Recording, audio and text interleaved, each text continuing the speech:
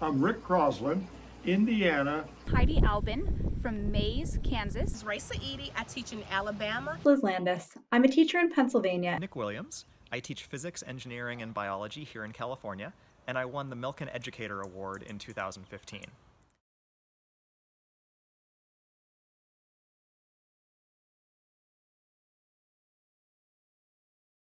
As humans stay home and do less and less, we cause less and less damage to the environment and to nature. Economic growth, while it's great for people, is bad for nature. People have traveled less, and there's been less industry, and there's been less pollution. But I can't help but noticing all these one-time plastic uses of all the PPEs and all the testing equipment. That plastic's going to be with us for many, many years. The short answer is yes, it's been good for some things in the environment, and the bad answer is we will pay for it later. I would hope that in the long term, there will be a slight correction in our pattern of overconsumption, as people may realize that they don't necessarily need all of the things that they once believed they did. I believe it's going to affect our instruction about 3 key ways. Number one, I believe that looking forward, there is no way we can return to a true sense of normalcy, and I think that we will carry the impact that this virus has had on our communities for a very, very long time within our classroom.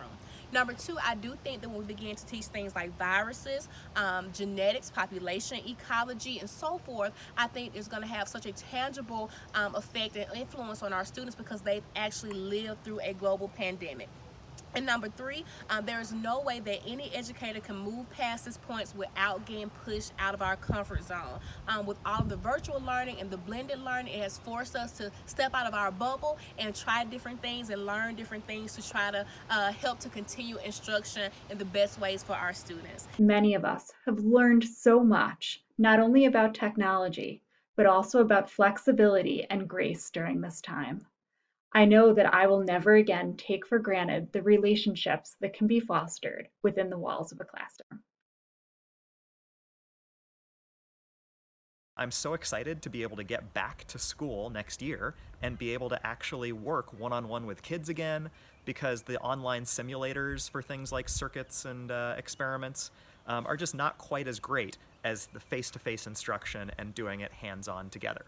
I really hope that this virus will show students how real life science is and to have an appreciation for it, even if it's not your main area of focus. And I hope that this will foster an interest in students to pursue careers in science.